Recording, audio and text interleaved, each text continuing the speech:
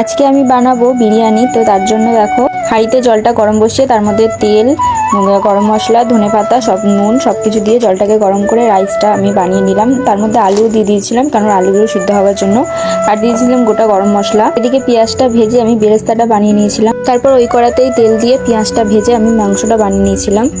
মাংসটা ম্যারিনেট করার সময় দিয়েছিলাম আদা রসুন বাটা, দই, গুঁড়ো লঙ্কা, হলুদ গুঁড়ো, নুন, জিরে গুঁড়ো, আর দিয়েছিলাম কেওড়া জল, গোলাপ জল দিয়ে 10 মিনিট আমি ফ্রিজে রেখে দিয়েছিলাম।